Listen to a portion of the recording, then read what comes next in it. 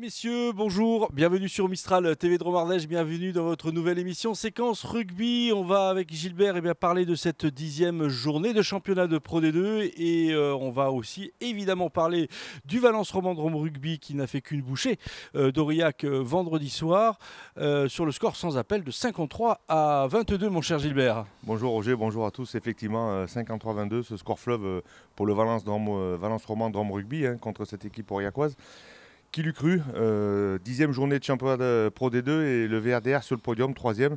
Donc, comme on dit, ce qui est pris n'est plus à prendre. Il va falloir garder le rythme dans ce championnat parce qu'on sait qu'il est très très relevé. Mais écoute, c'est que du bonheur de voir surtout le jeu proposé par les Valentino Romanais. On l'a encore vu vendredi soir au stade, avec autant du jeu d'avant que de trois quarts. Ils arrivent justement à alterner le jeu en puissance et derrière les trois quarts. Donc, très très belle prestation du Valence Romandrome Rugby. Allez, on va dire 3 petits essais des Aurillacois où la défense a un peu lâché, surtout en fin de match. On a vu ce jeu magnifique dernier essai Aurillacois. Mais bon, 53-22, c'est sans appel. Maintenant, il va falloir garder le rythme. Bon, en tous les cas, oui, 3 essais Aurillacois, 7 essais Dromois quand même sur ce match, Gilbert. Comment on explique ce regain de forme chez les Valentino Romanais qui, on se le rappelle, ça n'est que la 3e année en Pro D2 pour les joueurs de Fabien Fortassin. En tous les cas, on se régale à chaque fois qu'on vient au stade Georges Pompidou. Et tiens, c'est un appel que je passe à tous les téléspectateurs de Mistral TV. Venez au stade Georges Pompidou pour supporter cette équipe du VRDR parce que le spectacle, vous en avez. Oui, donc comment le jeu mis en place par le staff Valentino Romanais, on voit que ça fonctionne. Les nouveaux arrivants se sont très très bien intégrés. On voit des joueurs qui justement jouent et ont pris la place des anciens dans cette équipe Valentino Romanaise. Un Louis Marou avec le brassard de capitaine et qui marque un doublé justement vendredi soir. Donc, que du bonheur, il faut continuer comme ça et garder le rythme. Maintenant, il va falloir préparer la prochaine journée, c'est la 11e journée, il va falloir se déplacer à Carcassonne. Et c'est un match extrêmement important, je pense, pour le Valence Romandrome Rugby. Enfin, je pense pas, non, il est extrêmement important. Pourquoi ? Parce qu'il va falloir aller chercher des points dans l'Aude et impérativement rentrer avec une victoire de Carcassonne. Bon, Gilbert, chers téléspectateurs, avant d'aller plus loin, en tous les cas, pour décortiquer cette rencontre, je vais vous proposer le résumé de ce match entre le VRDR et Aurillac et cette victoire sans appel 53-22. A tout de suite. À tout de suite.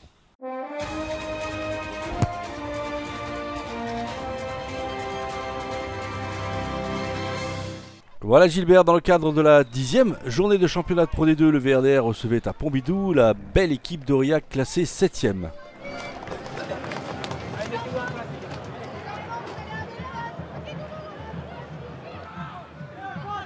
Voilà, on joue la 8e minute de jeu quand Lucas Méret inscrit le premier essai de la partie qu'il ne transformera pas. Les Dromois mènent sur le score de 5-0. Oui, avec un très beau mouvement des trois quarts qui passe par le sol et Méret qui a redoublé la ligne vient aplatir cet essai Valentino Romanais. 13e minute, c'est au tour de Fabreg d'inscrire cet essai en force qui sera transformé par Lucas Méret. Le VRDR mène 12-0. Ouais, Hugo Fabreg, juste au ras de ses pick and go, vient aplatir le deuxième essai d'Amier. Après une pénalité réussie par Aurillac à la 16e minute de jeu, puis celle réussie par Lucas Méret à la 24e et à la 25e minute, Louis Marot vient inscrire ce troisième essai à la 32e, transformé par Méret. Les Damiers creusent l'écart sur le score de 25-3. Et ça passe par le sol, et puis c'est Fabreg qui voit l'intervalle, et Marot qui se présente à l'intérieur, et en force inscrit l'essai d'Amier. Marou réitère 2 minutes plus tard et inscrit 5 nouveaux points transformés par Lucas Méret. L'arbitre sifflera à la mi-temps sur le score de 32-3. Oui, en plein axe, c'est Guillaumeau, suite à une feinte de passe, qui met à mal la défense aurillacoise. Et c'est Rodor, par Inchistera, donne cet essai à Marou. Voilà, dès le retour des vestiaires, Gilbert, le VRDR poursuit sur sa lancée et inscrit un 5e essai par Idrissi. Les Damiers mènent par 39-3 après la transformation de Lucas Méret. Encore un très bon travail des avants là avec des petits tas au ras. Et c'est Rodor qui voit le décalage à l'aile. Et c'est Idrissi qui vient marquer cet essai Valentino Romanais. À la 45e minute de jeu, Aurillac réagit par Bestard qui inscrit le premier essai sous les poteaux, transformé par Barrault. VRDR 39, Aurillac 10. Oui, le réveil des Aurillacois. Et c'est cet essai en force, juste au pied des poteaux, du numéro 21, Bastard.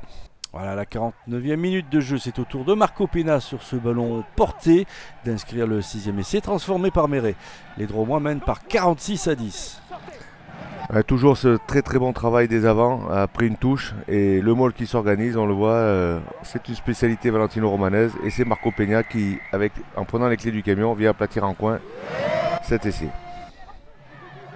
Voilà la 55e minute, Aurillac inscrit son second essai par Oudard, transformé par Barrault. Le VRDN mène toujours par 46 à 17. Après une touche à 6 mètres de la ligne, Oudard en force, malgré 3 retours de damier, arrive à marquer. 3 minutes plus tard, c'est au tour de Macaulay d'inscrire ce 7e essai transformé par Méret. Les damiers mènent par 53 à 17. Macaulay aura, c'est Rodor qui a vu la porte qui s'est ouverte et a servi Macaulay en force, lancé. Enfin, les Aurillacois clôturent le score de cette rencontre sur ce 3e essai de Thomas Delpech, non transformé. L'arbitre siffle la fin du match sur le score sans appel de 53 à 22 pour le VRDR. Oui, un très beau travail des 3/4 Aurillacois avec cette sautée du numéro 12 Talalua et derrière la conclusion du 3/4 Aurillacois.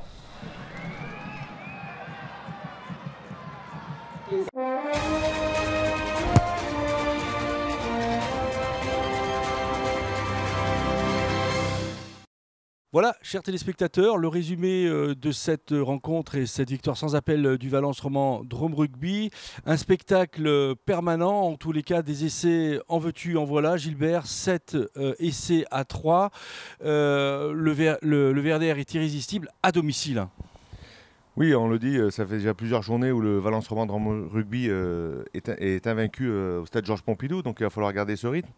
Donc je disais, la semaine prochaine, il y a ce déplacement à Carcassonne, mais on peut voir aussi dans cette équipe alignée face à Aurillac, où il y a des jeunes du centre de formation, comme Idrissi, qui a été intégré. On voit qu'il a marqué un essai.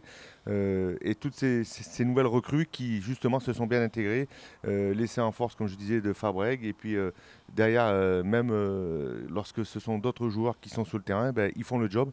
Et il y a vraiment une cohésion dans cette équipe qui je trouve extraordinaire.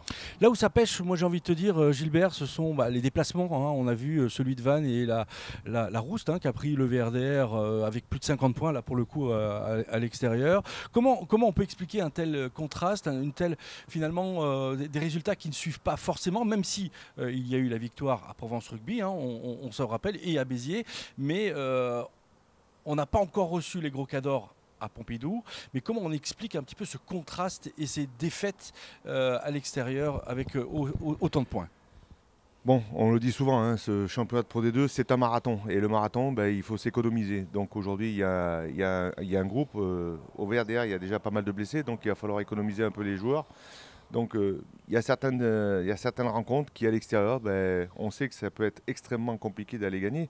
Donc aller blesser des joueurs ou entre guillemets tenter l'impossible, ça paraît de l'énergie gaspillée pour rien. Donc autant économiser les joueurs cadres et puis derrière justement se focaliser sur les rencontres à domicile et sur des rencontres comme celle de Béziers ou comme celle de Carcassonne qui arrive la semaine prochaine, où là il y a quelque chose à faire pour le Valence Drôme Rugby en déplacement. En tous les cas, on voit en tous les cas les matchs à domicile, on sent qu'effectivement il y a de l'engouement de la part du public, mais c'est aussi le choix de Fabien Fortassin de mettre les bons joueurs, des joueurs clés aussi à domicile pour pouvoir tenter effectivement de remporter ces points si précieux, ce sésame en tous les cas, à chaque fois que l'on reçoit.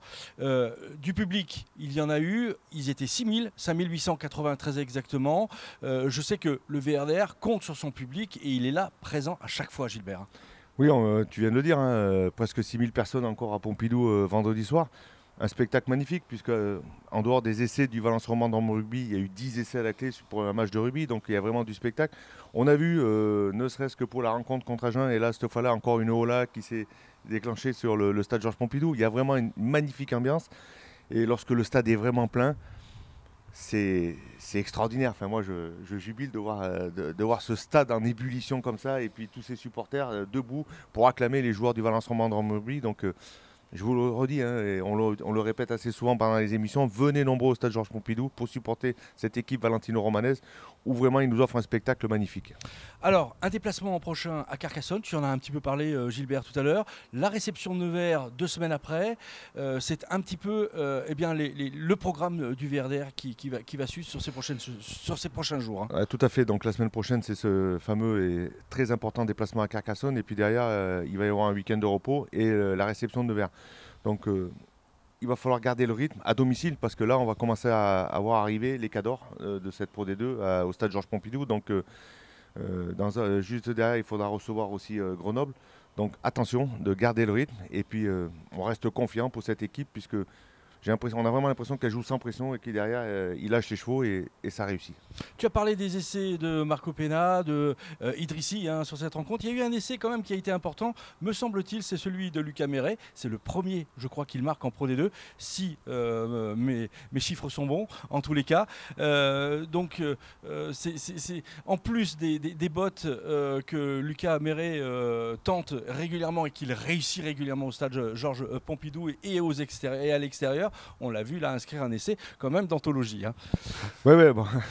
Si c'est d'anthologie, oui, pour lui, parce que c'est son premier essai, mais effectivement, on voit un très très beau mouvement. On voit un très très beau mouvement où Lucas Méret vient se proposer en redoublant les joueurs, et bon, derrière la porte est ouverte et il n'y a plus qu'à aplatir, mais Lucas Méret reste toujours le meilleur réalisateur avec Marquez de Béziers. Actuellement, on va croiser les doigts pour que il puisse finir ce championnat, comme la saison dernière, en étant le meilleur réalisateur de cette Pro D2. Voilà, et écoute Gilbert, merci en tous les cas pour ces précisions. Nous, chers téléspectateurs, on vous donne rendez-vous la semaine prochaine, après ce match face à Carcassonne, avec, on espère, un bon résultat du VRDR. Et en attendant, on vous souhaite une bonne semaine avec Gilbert. Merci à tous, bon week-end à tous.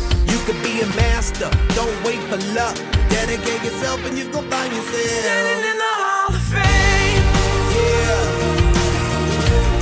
And the world's gonna know your name, yeah. 'Cause you burn with the brightest flame, yeah. And the world's gonna know your name, yeah. And you'll be on the walls of the Hall of Fame. You can go the distance, you can run the mile, you can walk straight through hell with a smile. You could be